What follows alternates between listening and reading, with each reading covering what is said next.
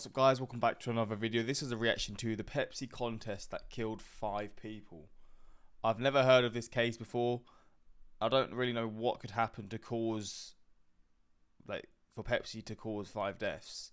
It's a weird one, but we're going to check this out. I'm assuming this is quite a long time ago, because again, if this was more recent, this would be everywhere. But yeah, I'm assuming this is quite a long time ago.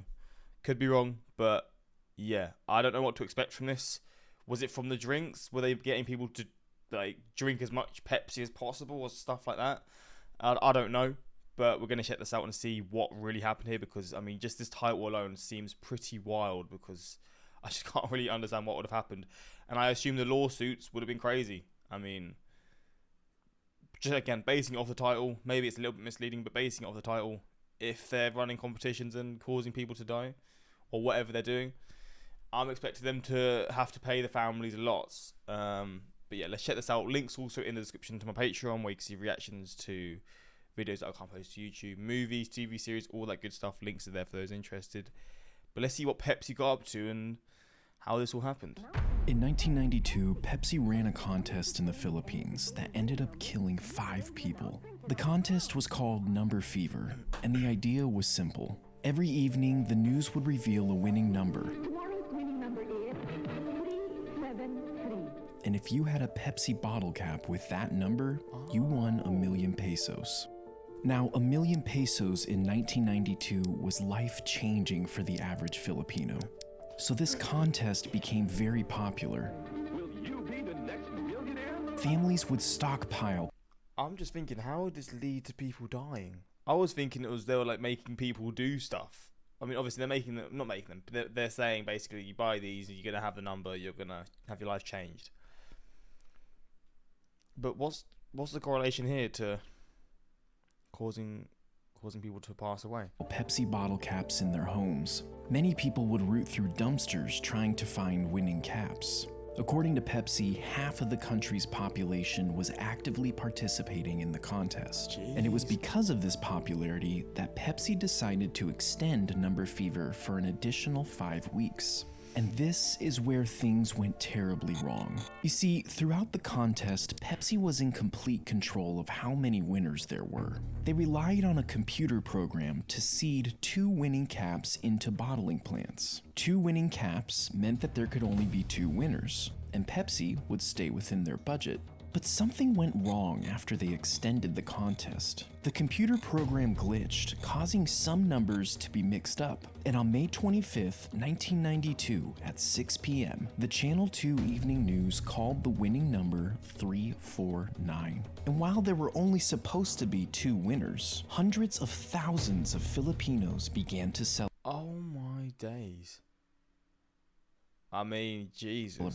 You see, 349 was already designated as a non-winning number, and because of this, bottling plants were free to print that number as much as they wanted. This resulted in over 600,000 349 caps circulating in the Philippines. 349 was such a common cap that many people had more than one. I mean, what do you do in that situation? Oh, jeez. I mean, you'd like to think they'd pay the people, but 600,000 people, I don't think that's quite possible. But then the people are going to be absolutely fuming, aren't they? And I mean, I'd say understandably, because I mean, they've got the number, but they just messed up big time. That night, the streets went wild with celebration. They were all rich and could finally stop worrying about money. Hundreds of people rushed to the Pepsi factory with their winning caps. It soon had to be shut down and guarded by police. The company quickly realized that they had messed up big time. Pepsi executives had a meeting in the middle of the night to try and come up with a solution. It would have cost them tens of billions of dollars to honor each winning cap. So instead, they put the blame on the computer and offered 500 pesos for each winning cap.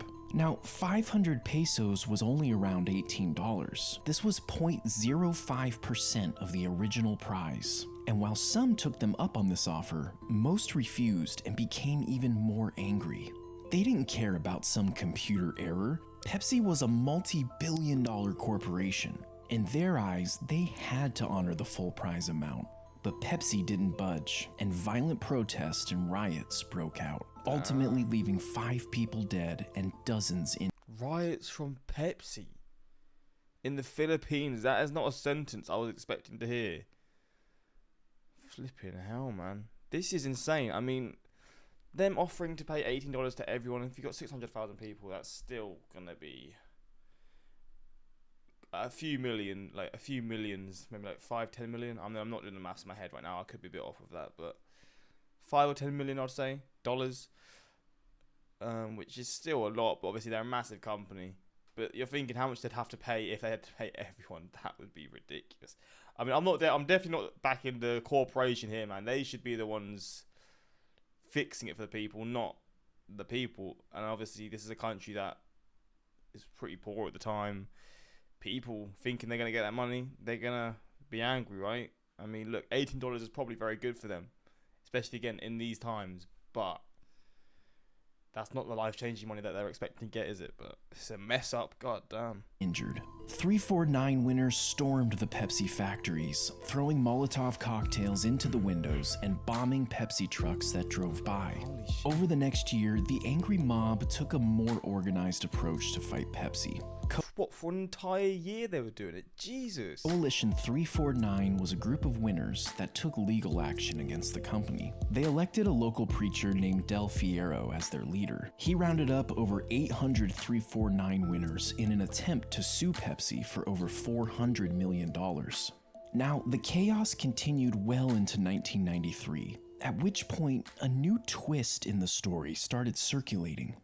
Old newspaper headlines suggested that Pepsi was somehow responsible for bombing their own trucks. Huh? These headlines were based on a testimony from a police officer. He alleged that in order to paint Coalition 349 as terrorist and damage their position in court, Pepsi hired mercenaries to infiltrate these groups and cause the riots. More testimonies surfaced of people claiming that Pepsi had paid them to start trouble and cause mayhem. A Pepsi lawyer quickly denied the allegations, and that was basically the end of it.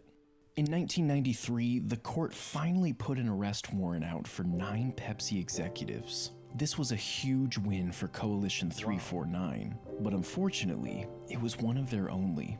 In the following months, almost all of the civil suits and criminal complaints were tossed out of court, and in 2006, the court officially closed the book on all of the remaining court cases. They found that Pepsi had not been negligent in the number fever disaster. When it was all said and done, Pepsi only had to pay one small fine of 150,000 pesos.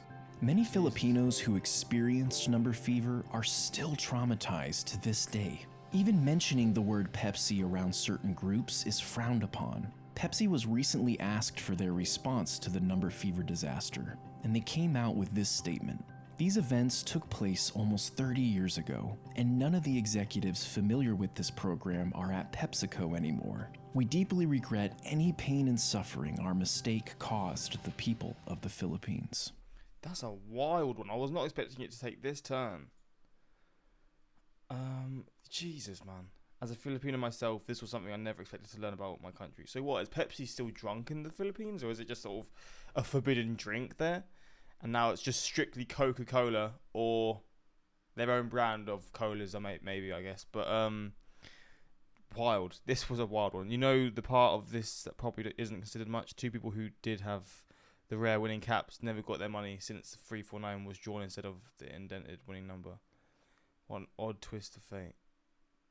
That's very true. Because it would have been for another number, right? That's completely insane. One little mistake caused so much chaos. I was still 7 when this happened. Me and my friends would scavenge the trash pile just to look for Pepsi caps, even after the raffle ended. And I also wondered why in my childhood Pepsi was more popular than Coke before. Now I know. Damn, well, there you go. This is a little backstory to this. I never knew of this before. And now finding out about this, it is a pretty wild one. If you're someone who grew up in the Philippines in these times, I assume there's no one watching that did. But if on the off chance you did, let me know. Or if you just, was this like a big story? Like obviously across the world, was this story shown, or did no one really know about this? Like say you were growing up in the 80s and the 90s, and you're old enough, to remember this. Was this a story that was shown around the world, or was it just sort of kept within the Philippines? Because if it was shown around the world, how big was this case? Because seeing this, man, if that's happened today, god damn, I cannot imagine what would have happened. There you go. Links are in the description to some more of my reactions if you want to see that. And yeah, until next time, subscribe and peace.